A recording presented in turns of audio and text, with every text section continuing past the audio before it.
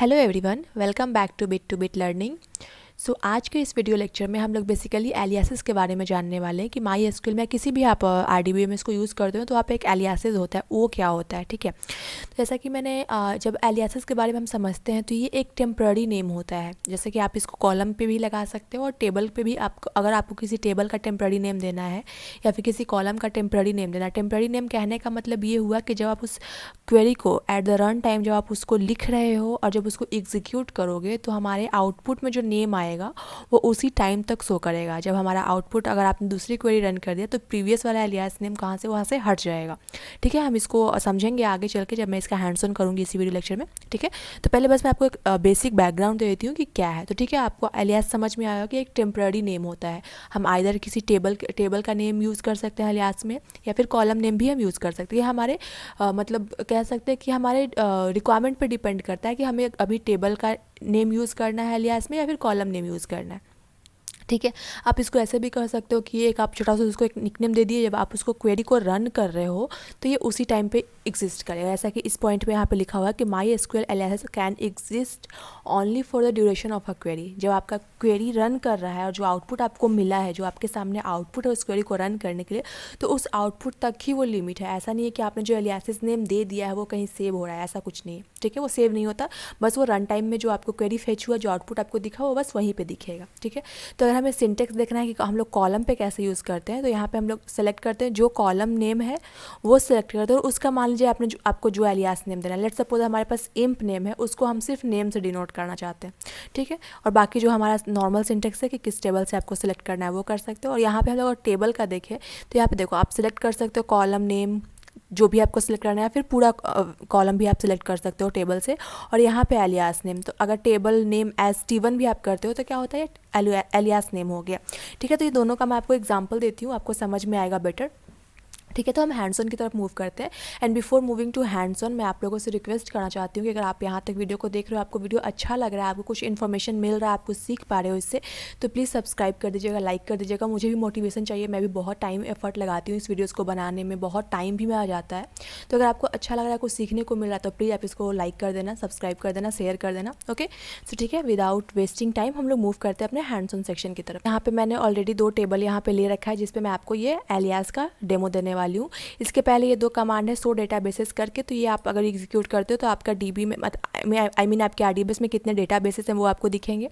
ठीक है, सो टेबल्स करोगे तो आपको क्या हो जाएगा कि यहाँ पे कितने सारे टेबल्स हैं वो आपको दिखेंगे। तो इन टेबल से मैंने ये 2 टेबल सेलेक्ट किया है और इसको मैं एग्जाम्पल के तौर पर आपको बताने वाली हूँ कि हम इसमें एलियासेस कैसे यूज़ करने वाले हैं। ठीक है, तो लेट्स सपोज कि हम फर्स्ट यूज़ करते हैं select emp ID as, let's suppose हम ID लिखते हैं। ठीक है, देन कॉमा लिखते हैं एंड देन हम emp name as, name select करते हैं, कॉमा लिखते हैं।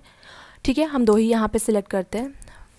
फ्रॉम हमारा कौन सा टेबल है, माई इम्प टेबल। ठीक है, तो इससे क्या होगा, हमारा इम्प ID और इम्प नेम सेलेक्ट होकर के आएगा। इम्प ID के जगह पे आपको ID आएगा, इम्प नेम के जगह पे आपको सिर्फ नेम आएगा। किस टेबल से, माई एम्प्लॉय टेबल से। तो बस यहाँ पे आपको ये दोनों कॉलम नेम आपको चेंज दिखेगा। जैसा कि इसको मैं अभी रन करूँ तो आपको ये दिख रहा होगा कि यहाँ पे क्या आया, इम्प ID के जगह पे ID आया है और इम्प नेम के जगह पे क्या आया है, यहाँ पे सिर्फ नेम आया है। ठीक है, अगर मान लीजिए आप इसमें ऐड करते हो, लेट्स सपोज आपको इसमें हमारा थर्ड कॉलम क्या था उसको एक बार देख लेते हैं, डिपार्टमेंट ID था। ठीक है, तो अगर हम उसको डिपार्टमेंट ID एज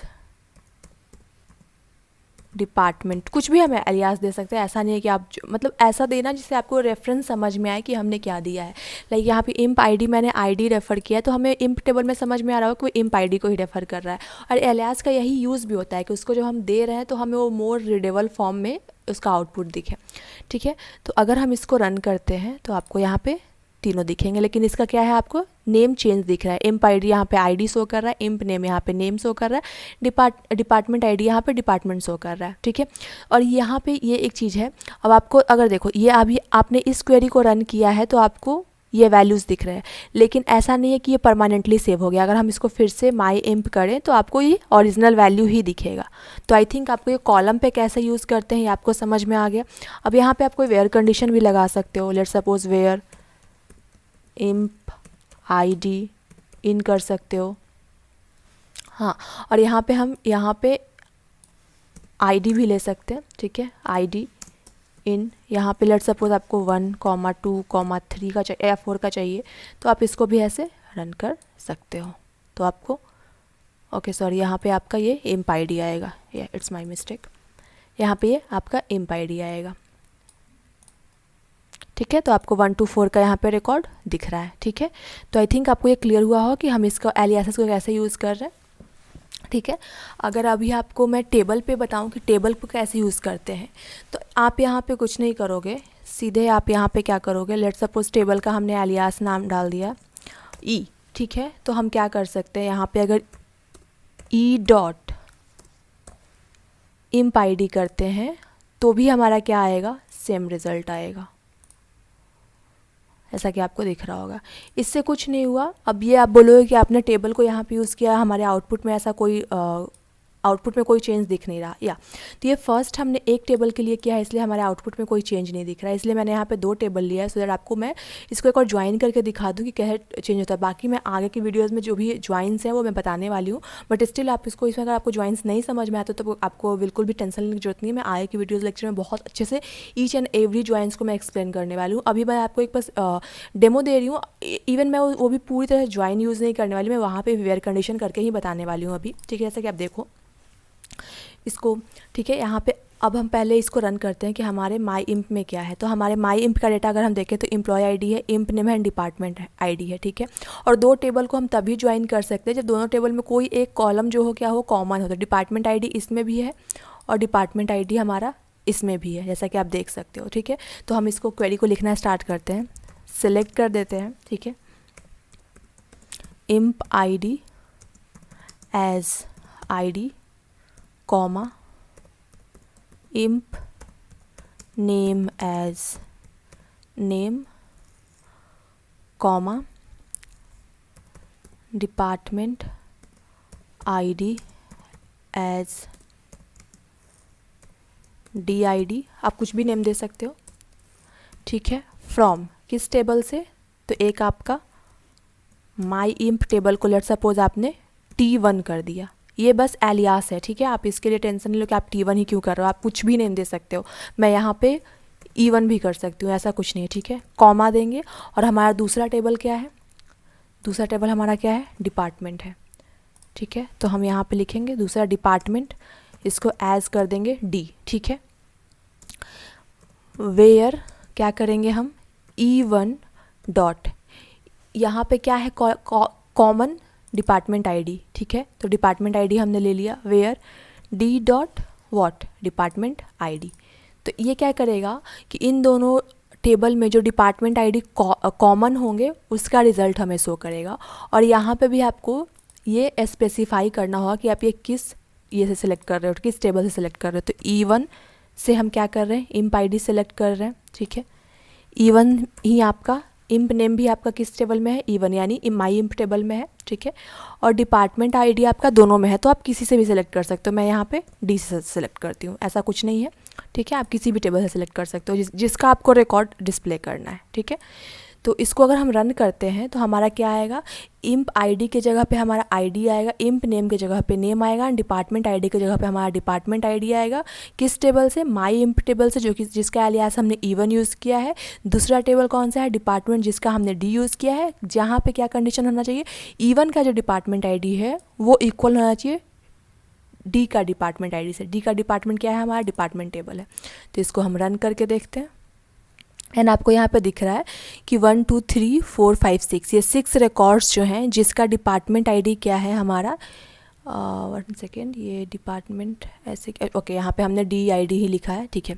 तो ठीक है, ये 10 20 20 ऐसा आपको दिख रहा है। अब इसको हमें वेरीफाई करना है, ठीक है। तो ये समझ में आ रहा है कि आपको ये कैसे हुआ। अब आपको यहाँ पे 10 20 30 40 ये जो हमारा रिकॉर्ड्स है, जैसा कि आपको 10 का क्या है, हर्ष का डिपार्टमेंट आईडी है, सेकंड नीलू का है, फिर थर्ड भी क्या है, ये दोनों कॉमन है। तो ये क्या कर रहा है, ये डेटा आपका डिपार्टमेंट आईडी, अगर आपको वेरीफाई करना है तो ठीक है, पहले मैं इसका ये स्क्रीनशॉट यहाँ पे लेती हूँ एंड देन हम इसको वेरीफाई करते हैं कि हमारे माई इंप में क्या है। तो माई इंप में हमारा 10, 20, 30, 40, 50, 60 है डिपार्टमेंट आईडी, और हमारा डिपार्टमेंट में क्या है, सिर्फ 10, 20, 30 एंड 40 है। तो हमारा 50 एंड 60 जो है वो सेलेक्ट नहीं होना चाहिए था रिकॉर्ड में, राइट, क्योंकि हमारा जो कॉमन वैल्यू है 10, 20 एंड 30 एंड 40 है, ये 4 के लिए ही हमें डेटा आना चाहिए। अगर हम इस क्वेरी को रन करें तो हमें 10, 20, 30 एंड 40 के लिए ही डेटा मिल रहा है। ऐसा कि आपको यहाँ 10, 20, 30 एंड 40 के लिए आपको यहाँ पर डेटा दिख रहा होगा, जैसा कि मैंने आपको यहाँ भी स्क्रीनशॉट भी इसीलिए लिया था। तो आई थिंक आपको ये चीज़ क्लियर हुआ होगा। स्टिल मैं मान सकती हूँ कि मैंने इसका सेशन नहीं दिया है तो आपको ये समझ में नहीं आया होगा कि ये कैसे हुआ है, तो इसके लिए आपको टेंशन लेने की जरूरत नहीं। मैं जब नेक्स्ट वीडियो बनाऊंगी, ज्वाइंस को एक्सप्लेन करूँगी, तो इसको मैं और सिंप्लीफाई करने का ट्राई करूँगी। एंड इसमें अभी आपको कोई भी डाउट है तो आप मुझे कमेंट करो, मैंने बहुत इसको सिंप्लीफाई करने का ट्राई किया है। जैसा कि मैंने यहाँ पर बस एलियास नेम लिखा है, फिर यहाँ पर हमने 2 टेबल लिए हैं जहाँ पर हमें कंडीशंस लगाना है कि दो टेबल में जो कॉमन कॉलम है उसके थ्रू हमें क्या करना है, डेटा फेच करना है। जैसे माई इंप का हमने एलियास दे दिया E1 एंड डिपार्टमेंट का यहाँ पे D दे दिया है, जहाँ पे E1 का जो डिपार्टमेंट आईडी है वो अगर मैच करता है D के डिपार्टमेंट आईडी से तो हमें वही रिजल्ट चाहिए। तो हमें दिख रहा होगा कि E1 में जो डिपार्टमेंट आईडी वो 10, 20, 30, 40, 50, 60 तक था, लेकिन हम D का डिपार्टमेंट आईडी से मैच कर रहे हैं तो हमें बस 10, 20, 30 एंड 40 ही मिल रहा है। तो जो डेटा मैच कर रहा है, क्योंकि हमने इक्वल टू का साइन लगाया है, तो जो डेटा मैच कर रहा है वही आपको यहाँ पे क्या होगा, रिजल्ट शो करेगा। ठीक है, तो आई होप आपको ये क्लियर हुआ होगा। स्टिल कोई डाउट है आप मुझे कमेंट करो, क्योंकि ऑब्वियसली डाउट हो सकते हैं, जब आप फर्स्ट टाइम पे कर रहे होगे तो आपको डाउट आएंगे, इसमें कोई ये नहीं है कि आपको डाउट नहीं आएगा। एंड ये चीज़ें करने से होंगे, आप हैंड्स ऑन करोगे तभी आपको ये समझ में। अगर आपको सीखना है इसको चीज़ों को अंडरस्टैंड करना है तो आपको हैंड्स ऑन करना होगा। आप थ्योरी पढ़ो उसमें कोई प्रॉब्लम नहीं, बट हैंड्स ऑन करना स्टार्ट करो। मैंने इसका इंस्टॉलेशन का वीडियो ऑलरेडी बना के रखा है, मैंने बहुत अच्छा प्लेलिस्ट भी बना दिया है, वहाँ पे आपको each and every small to big मैंने जितने भी टॉपिक्स मुझे बहुत इंपॉर्टेंट लगे मैंने सारा कुछ क्लियर किया है। इवन बहुत से स्मॉल टॉपिक जो बहुत लोग स्किप कर देते मैंने वो भी उसको ये प्लेलिस्ट में ऐड करके रखा है, तो आप उसको भी एक्सेस कर सकते हो। बेसिकली यहाँ पे क्या है कि आप जो भी चीज़ें सीखोगे बहुत बेसिक से चीज़ों सीखोगे। अभी मैंने कुछ भी एडवांस का यहाँ पे नहीं किया है, तो पहले मैं बेसिक कंप्लीट करूँगी, फिर कुछ थ्योरी पार्ट्स करूँगी जिसको समझना बहुत ज़रूरी होता है, क्योंकि कुछ ऐसी चीज़ें होती हैं जो हम थ्योरेटिकली समझेंगे तभी हमें वो कंसेप्चुअली भी काम करता है, हैंड्स में भी काम करता है। तो वो मैं बताऊँगी आगे चल के, उसके लिए थोड़ा टाइम करना पड़ेगा आपको, थोड़ा वेट करना पड़ेगा आपको, सॉरी। एंड या अगर आपने वीडियो को यहाँ तक देखा है तो please hit the subscribe button. मुझे बहुत एफर्ट लगता है वीडियोस बनाने में, मुझे आप लोगों के साइड से थोड़ा मोटिवेशन चाहिए। अगर आपको अच्छा लगा तो आप डेफिनेटली इसको लाइक करोगे, शेयर करोगे, सब्सक्राइब करोगे। सो या thank you, stay tune with me.